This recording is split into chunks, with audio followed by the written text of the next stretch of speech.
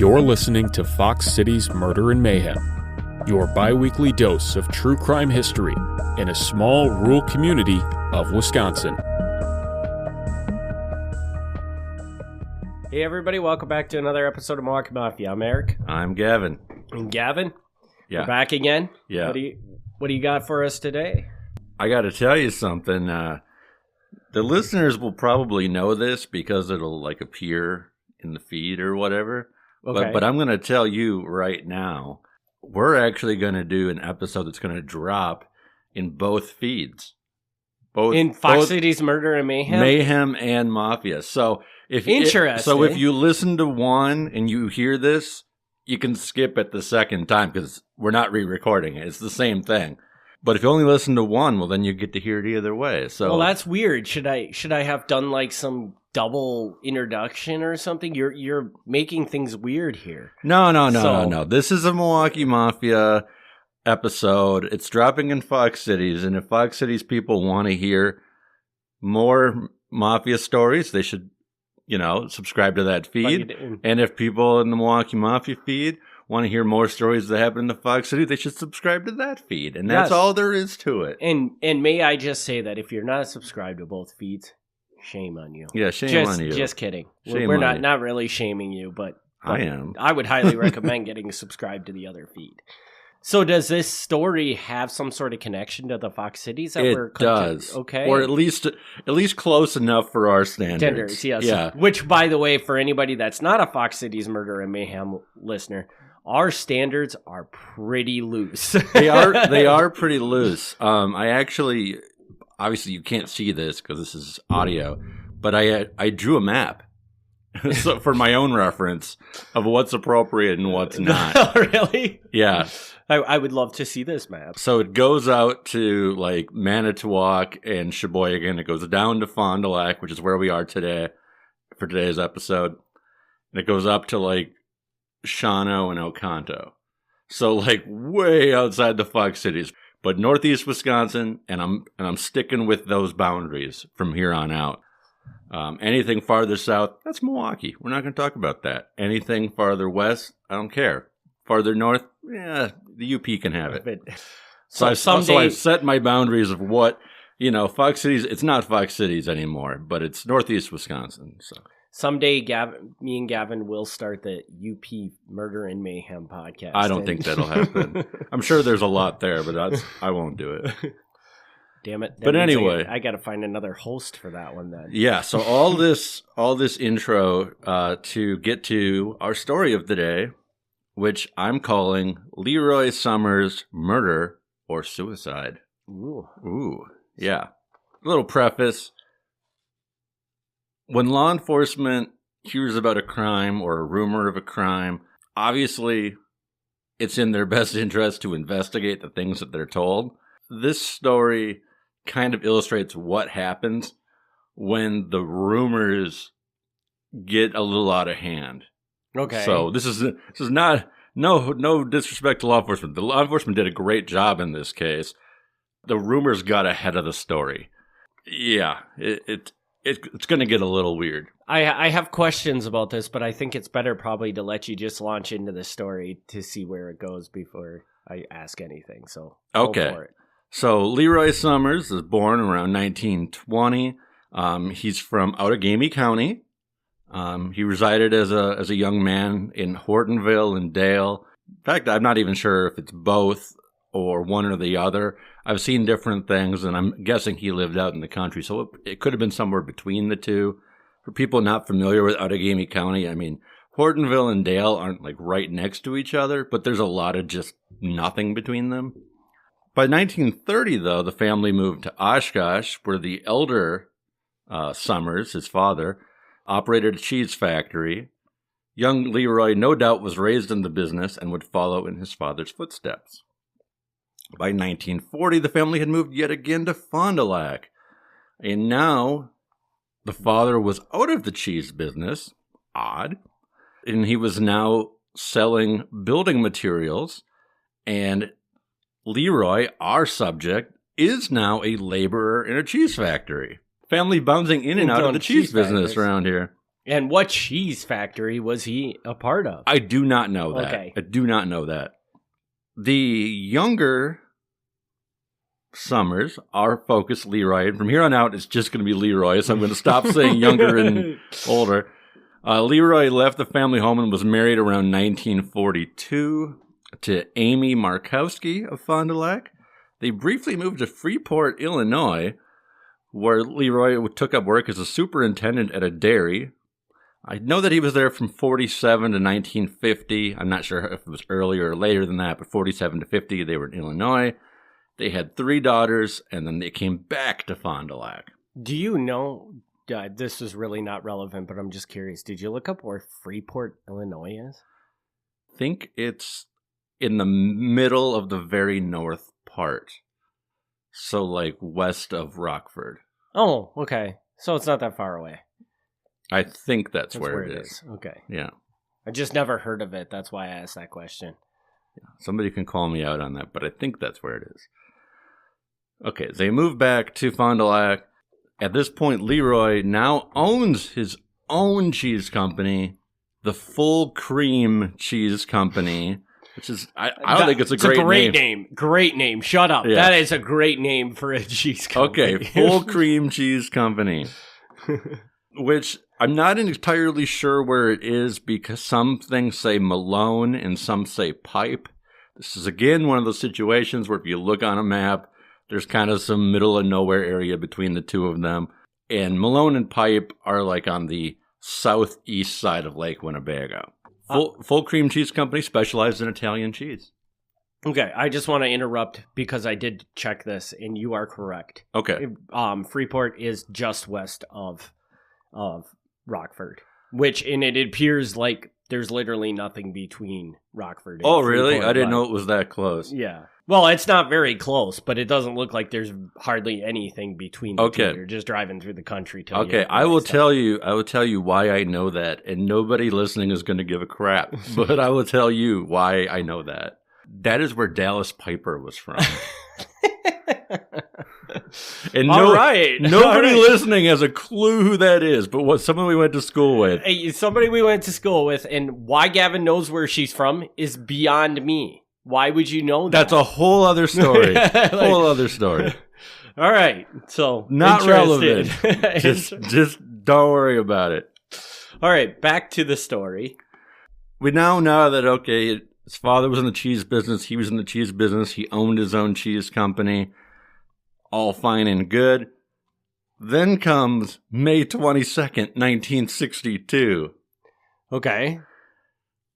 Early in the morning, a man named Adolf Scherbel, and I may be saying that wrong, sorry. Early in the morning, he's out on the Mill Pond Road, which is in Oakfield, 7 miles southwest of Fond du Lac, when he finds an abandoned car. Okay. He checks closer, and the car is not abandoned. There is a man in the driver's seat, and there is a hose attached from the car's exhaust into the front window of the car. So it sounds heavily like a suicide. It sure does. He called police. The dispatcher sent over the sheriff and the coroner. The sheriff ran the license plate, which came back to Leroy Sommers. They called the Sommers house, didn't want to let them into what was going on, but they said, who was the last person to take your car out? And they said, oh, Leroy. And they said, okay, this is probably Leroy in the car then. I don't know what the Sommers family thought when they got that call. Yeah, like why the police are asking about where the car is. Either way, so the coroner saw Sommers slumped over in the driver's seat, and to him, like, this is an obvious suicide. He goes, there's no doubt about this. The car and the body were towed to the county-operated garage. The coroner went to the Sommers house and told Amy Sommers and a daughter what they had found. Amy, understandably, broke down, cried, was in disbelief, and the coroner stayed at the Sommers house until she regained her composure and could pick out a funeral home. She chose the Candleish Funeral Home. I don't know what that is, but if you're in Fond du Lac, that probably means something to you. The coroner went to the funeral home with the body, and had the district attorney meet him there along with Dr. Keefe. They gave the body a look over this time, and Dr. Keefe said to him it was obviously carbon monoxide poisoning. There were no signs of external violence at all, and the skin had turned a cherry red color, which is a telltale sign of carbon monoxide poisoning, which I did not know. Right. So now I know. So you ever see that, you know what happened. Yeah.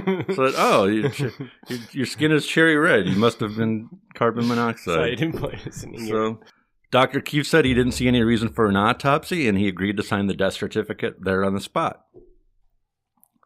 The following day, the coroner was called to the Sommers house, where he met Amy Sommers, Leroy Sommers' dad, and Nancy Sommers, Leroy Sommers' daughter.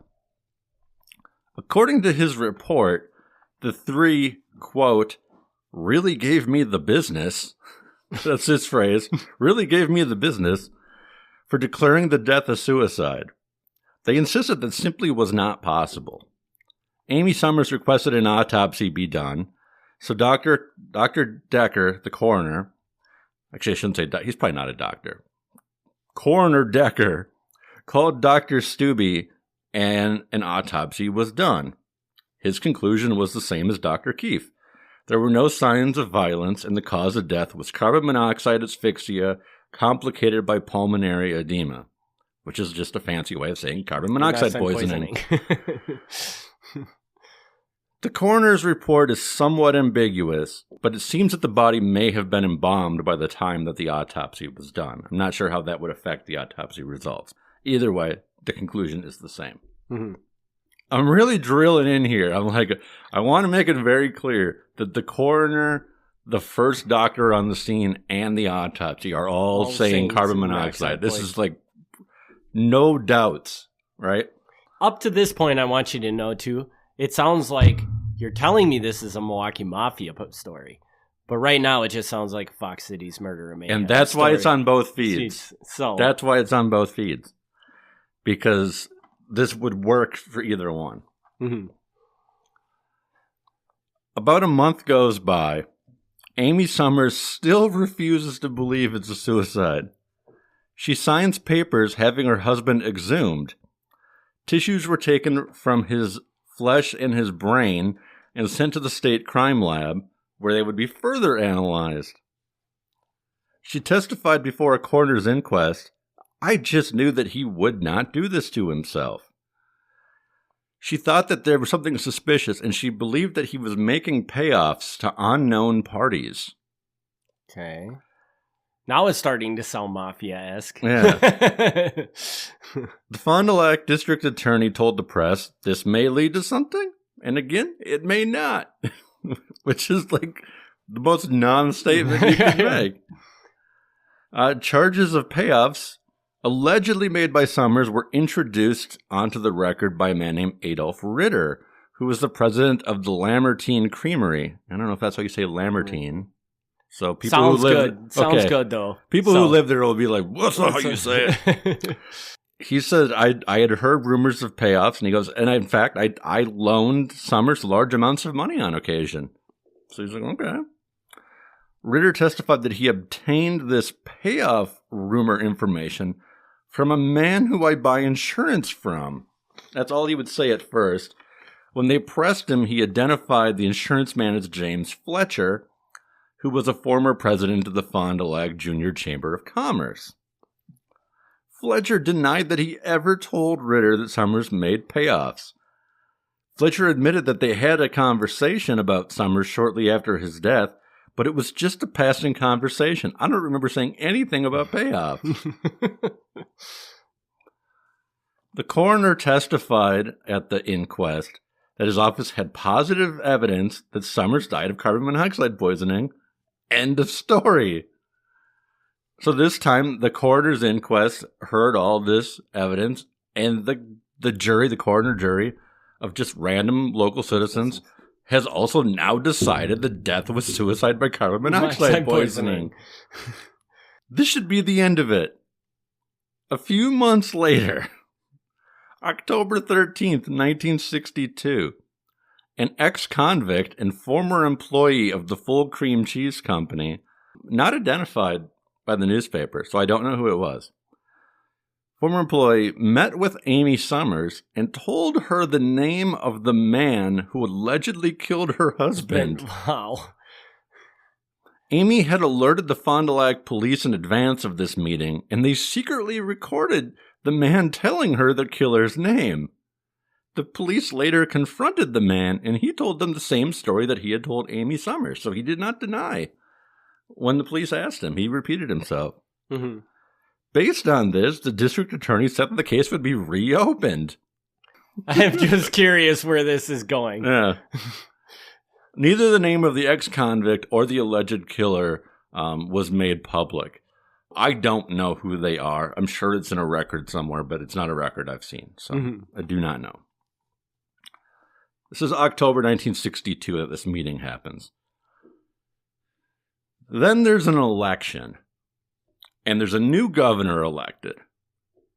His name's John Reynolds. Okay. And John Reynolds comes into office in January 1963.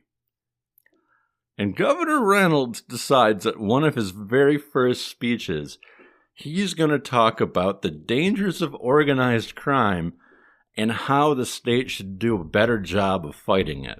Okay. Which, you know, good for him. But here's where this goes wrong. He says, based on what he's been informed, in like the week or two he's been in office, there are 3 cities in the state plagued by organized crime. Milwaukee, which was pretty obvious. Yeah.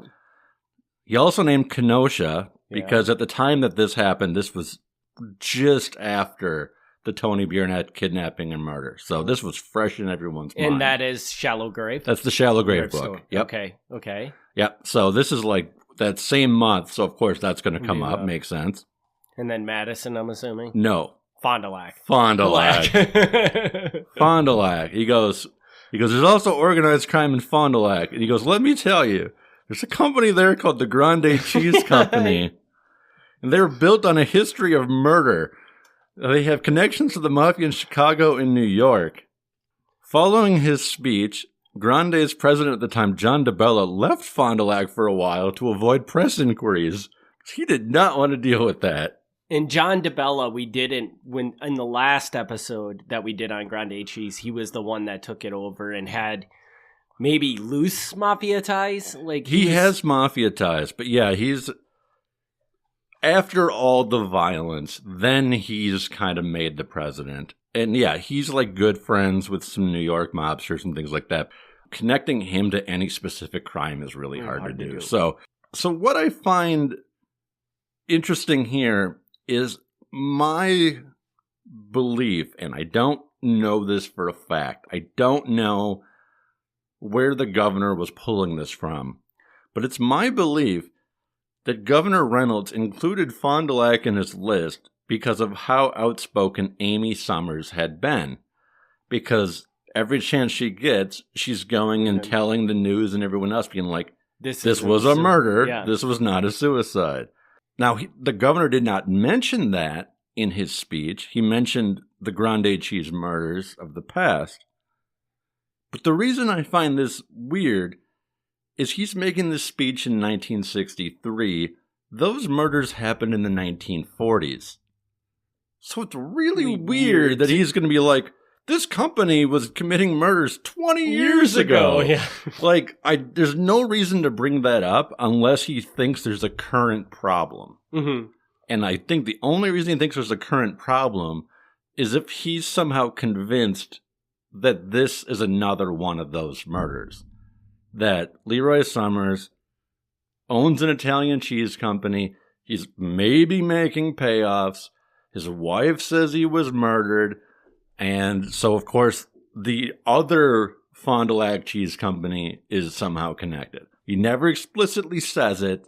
That's what I think he's getting at. So is this the connection between the Milwaukee Mafia? Or I guess it wouldn't even be a connection to the Milwaukee Mafia, just organized crime in general. Is this where we get that connection, is just because this governor believes that that's what it is? This is the whole thing. This is the whole thing. Like when you do like the mafia research and Grande Cheese comes up. And I was sorry, Grande Cheese, like, they're totally legit company now. They're great. They're wonderful. But like when this comes up, this will show up every time they're mentioned in the newspapers. This, by the way, they were suspected in this thing.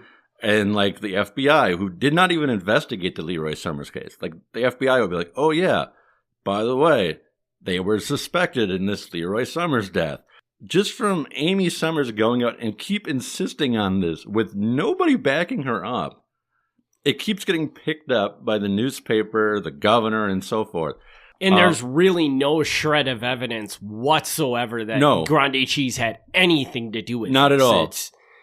Not at all. But it comes up in the FBI records, the newspaper reports, and stuff like that. So yeah, because you asked, at this point, I will be very clear. I don't believe there is 1% of a connection between Leroy Sommers and the Mafia. I don't believe that. Because it was rumored at the time, for months on end, it was rumored. It's worth bringing up and addressing, if for no other reason than to say, no, this is not a thing. Mm-hmm. Because I think longtime listeners will have picked up on this by now. But a good part of organized crime research isn't just finding the connections and the hidden facts and things like that. That's the fun part. That's like when you go and you tell people like, ooh, look what I found, this hidden owner in this business. Like, that's the part people are excited about. The other big part of it is like finding that all the rumors going around were just ridiculous. Are crap. Like, some of them are true. Sometimes they pan out. Rumors have a way of lodging into the public mind. And it's important to kind of step forward and be like, yeah, what is this based on? And and when you really drill down into this, not much. Because, they went, like I said, this is why I said, like, in the very intro, the law enforcement stuff. Like, law enforcement, and we didn't even really get to the law enforcement part yet, but even, like, the doctors here, like, they're doing their due diligence. Every time she says, please check more, they check more. And at some point, they should just be like, it's not a thing. But they're like, okay, It's interesting. But okay, so now you, and maybe I missed this, there was talk in there about payoffs. Mm-hmm. What was found with the payoffs? Was there any? Nothing. Not even that he was making payoffs? Because I thought they found payments or something. I thought he said, no? Okay. No, she had heard rumors of payoffs. She said who she heard it from. That guy then testified that he had heard rumors of payoffs. And then he said who he heard it from. And then the third guy comes and he's like, I never said anything about payoffs. The only thing that anybody had on the record there is that occasionally the one businessman would loan him money. Which that's not evidence of a payoff at all. Yeah. You would have to follow that money trail. Right. Interesting. A business owner could need a loan for any number of reasons. That's pretty weak evidence. So I'm assuming that your position on this is that it was clearly suicide. I don't know if I want to give it away, but yes. It seems like that's what this is. Right. Okay. So, but there's more to it yet? There's a little bit more. Okay, let's finish the story up before we launch into any discussion. Okay.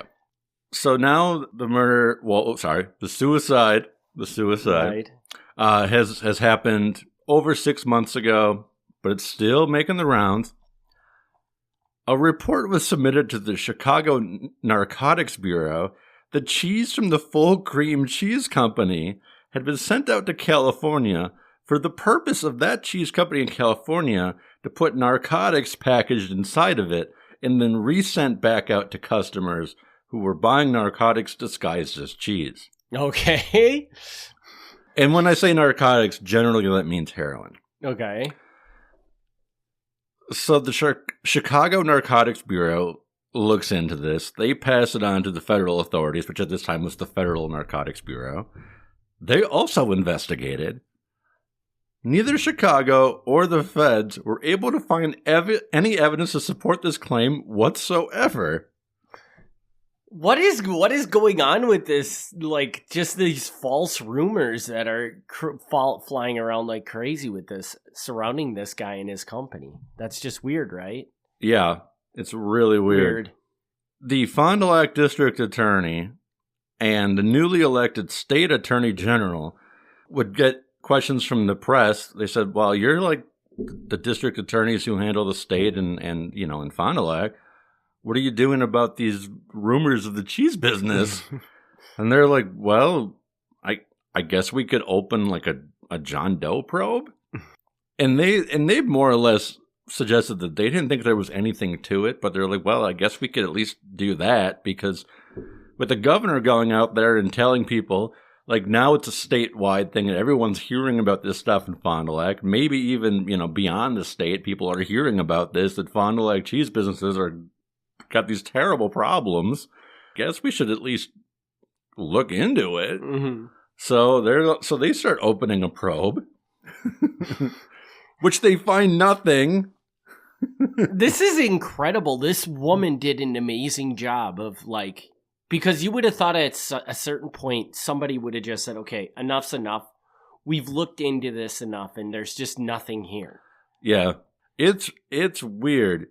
And not that there's not shady things in the Italian cheese business, because not with the full cream cheese company, not with Leroy Sommers.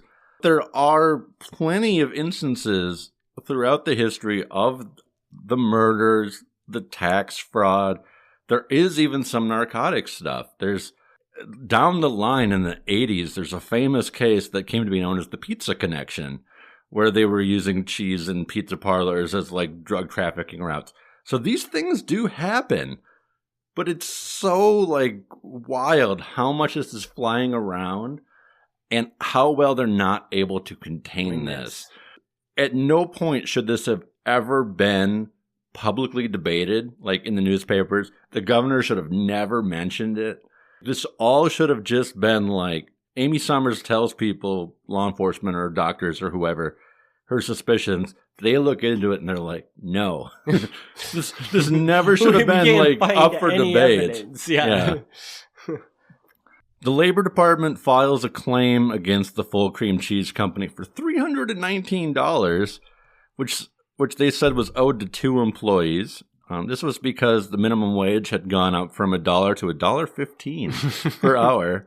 Those were the days.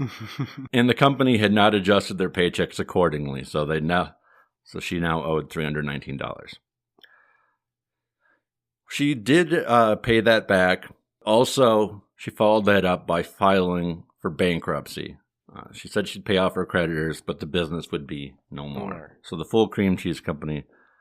Boo, it's just such a good name. How could you fold those? Yeah. I hope somebody bought that name up and continued operating it. Yeah. Governor John Reynolds only served 2 years as governor. So, well, that's not a good sign. Yeah. So not a long-term governor there. Afterwards, he was appointed a judge, and he's better known today for overseeing the desegregation of Milwaukee public schools. Good for him there. Mm-hmm.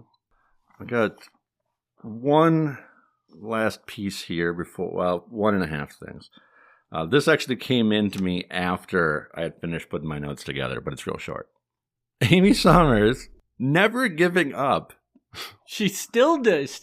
Never giving up, sued her insurance company because life insurance at that time, and I'm pretty sure still today, it doesn't pay out if you commit suicide. Doesn't pay out for suicide. It says we have a clause that it's null and void if you commit suicide. So they said we're not going to pay out on his death. Like, it's been ruled suicide like 3 times over. She sued, saying, I don't care what anybody says. This death is suspicious, and I'm not going to settle on this agreement of suicide. So she sued the insurance company for $200,000, didn't win outright. Rather than take it through all the way through court, they agreed to settle, and they paid her $30,000, which is a pretty good payout when they owed her nothing. Yeah, that's true. Very true. Wow. Yeah. Ultimately, Amy Sommers passes away in November 1979. She was only 56 years old at the time. So I don't know what the cause of her death was. I mean, it was natural, but I don't know what the cause of her death was that she went so young. But she is now buried alongside her husband in Fond du Lac. Whew. All right. Couple questions to this. Yeah. The first one I want to talk about is because I do not remember 100% with the previous Grande Cheese episode. Sure. But I feel like, because the previous episode we did was about these murders in like the 40s, right? Right. Wasn't it not really ever confirmed that Grande Cheese really even had anything to do with those murders? Like, it was really suspicious. Maybe, but there was a lot of evidence that they weren't even involved in them. Well, the thing with that is that the men who were murdered, and I don't even remember how many it was like 4 or 5 guys over the course of time, over like months or years, whatever. The connection is that they were all either part owners of the company or they were stockholders of the company. Okay, yeah. So there was a link there. Yeah, as far as I know, it was never positively determined that any of them were killed because of the involvement in the cheese company. That's the way the newspapers presented it. Each time another guy was killed, they're like, oh, this guy knew this other guy because they were both involved in Grande Cheese. So it became known as this series of murders connected to Grande Cheese. I don't know that there was, because nobody was ever caught, I don't know that it was ever proved that this was like, you know, they were killing people off to gain ownership of the company or what the motives were here. Long story short, if you wanted to say that there was nothing to do with Grande Cheese and it was just a coincidence, I really couldn't prove you wrong. Right. And really, even if they were killed off just because they worked for Grande Cheese, that's not really on Grande. I mean, I guess depending on who did it, but it doesn't seem like you can really blame. No. It seems like Grande Cheese has gotten a really bad rap for having very little things to do. Like, they don't really have a sordid past. They just have an incident where a bunch of people that work for them died. They've got a very unfortunate history. And they should have really never even been pulled into this. They shouldn't have been pulled into this. But all. But there's, their whole history from 1940 onward is a series of links, coincidences, rumors. There's very little. There's like the tax stuff that you could put on the company, but that's a lot of major companies run into tax problems. Like, that's not really that strange. All the terrible mob connected stuff is largely coincidence and loose links and rumors. And it's a lot more coincidences and loose links than most companies, but that's all it is. Mm-hmm. But yeah, they've always been plagued by that from the beginning, which is about 1940, up through today. So far as I know, there was a man who the FBI opened a file on who is still alive today. So I won't say his name on here. A guy who is still actively involved in the company today had an FBI file open. Is being investigated. Oh, I'm sure they're not doing it anymore. But he was actively investigated because of his ties to the company. That is so crazy. That is unfortunate. And we don't know, because maybe they were involved in shady things back in the day or whatever. Mm-hmm. But I mean, the fact that there is really no evidence to suggest that, and that they just get roped into this stuff all the time, is just really unfortunate for them. Yeah. Yeah. It's just a shame. And it makes me want to not say their name on this podcast, because I feel like they've been taunted. I don't like say, I mean, it's unavoidable because you have to say it for the story to make sense. But yeah, I don't like doing it because, I mean, obviously they know. Like, this is not a secret to them. People who work at Grande, the people who own Grande, like, they know this. So I want to just be very clear, I don't want to perpetuate those rumors. I want to be very clear that some of the things that are said are just flat out based on nothing. Mm-hmm. And people ran with it. And this is one of those cases where there's nothing here. I don't know what at this point would turn up that you could say that this wasn't a suicide. I just don't see it. I would love to know what that former employee had said and who they named as the killer. I think that'd be a fascinating thing to explore. Obviously, the police didn't take it that seriously because they questioned him, they got the name, and he never heard about it again. Yeah. They apparently looked into it and thought, well, this is a bunch of crap. And then the other thing I just find fascinating about this story, and is it Ashley? Is it Ashley Sommers? Amy Sommers. Just, I mean, what you're talking about here almost sounds like this girl was like the early age social media and went viral with the crap she was doing, because like, how did she get so much? How did she rope a governor into this? Yeah. I mean, and good for her that she fought and tried. She thoroughly believed he would not do this and tried to fight for it. But wow, I just can't imagine that at some point somebody just didn't say, like, look, it's time to let it go. There is no evidence that anything but suicide happened. Right. And it's a mind-blowing story from that perspective. Like, what was she doing? How was she getting so much, what do you call it? Like, exposure? Exposure, yeah, to everybody that this was such a thing. I guess the local newspapers just thought it was that good of a story, and other papers picked up on it. Yeah, but which is very much like you're saying. That's the 60s version of going viral. Yeah, it really is. It really is. And maybe it's just she was blessed because she was really loud and she was in Fond du Lac, and maybe like Fond du Lac's not that big of a city. Yeah, now. maybe in Fond du Lac that was the most exciting thing to happen. that they could have news about. So she was just able to get her face everywhere. Absolutely. And I do want to make it clear, I am in no way blaming her, because I cannot imagine, like, in her position, like, I don't agree with her. But I understand she's going through some massive grief. You know, she's lost her husband, probably lost her livelihood because now they're not running the business. You know, they've got kids and stuff. I'm not blaming her. She's going through some horrible grief. And of course, that's always like the first reaction of a spouse or a parent or whatever when there's suicide is like, how could this have happened?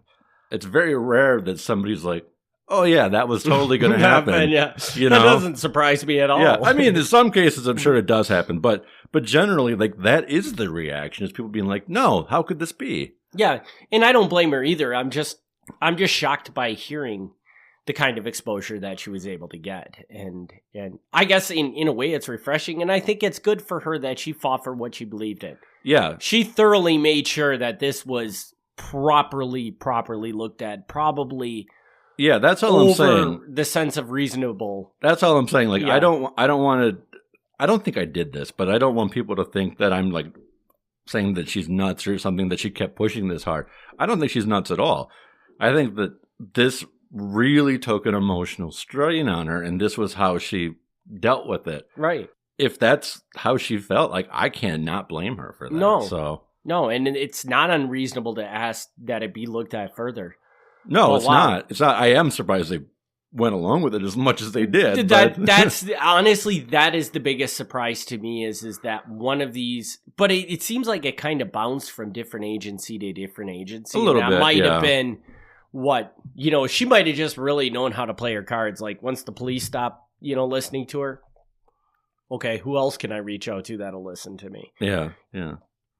I'm glad we got this out there. This is a story that I've known about for, gosh, over 10 years now.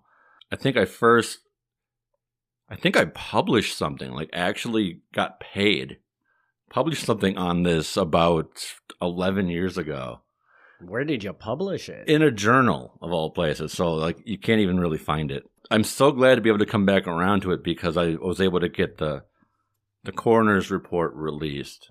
And I really wanted to have that before I put something really firm on the podcast, because I'm like, I know what I'm pretty confident happened, and I know what the newspapers are saying happened, but I want to, like, see the source. Yeah, you want to see. And once I saw the source, I was like, in that corner, you got doctor after doctor being like, yeah, this is what it is. Yeah. The only way, in my mind, that this is not a suicide is if somebody came up with, like, chloroform or something, knocked the guy unconscious, and then ran the exhaust into the car, which I guess is possible. That seems odd to me. Yeah.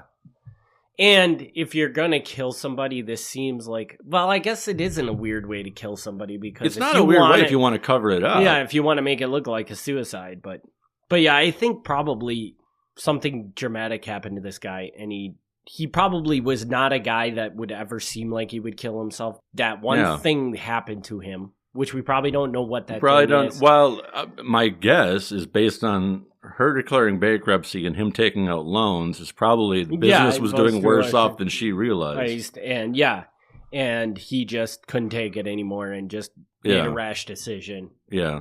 Anyways, I think that this was a very, very good story. So good find on this one. Thanks. And I love the fact that it's 2 podcasts in one. So, yeah, I know. So that's awesome. I know you'd appreciate that because now you get 2 for the one edit. Yeah. So, but it is. I think both sets of listeners, for people who do listen to one or the other, I think they'll both get something out of this. So. With that, we'll wrap this episode up.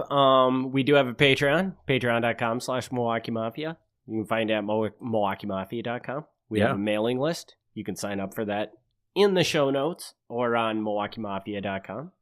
And Gavin, where can people reach out to you? Best way to find me is MilwaukeeMafia@gmail.com. Send those emails in. We're always looking for new Patreon content. We sure are. Yeah, Patreon is primarily mailbag and behind-the-scenes information.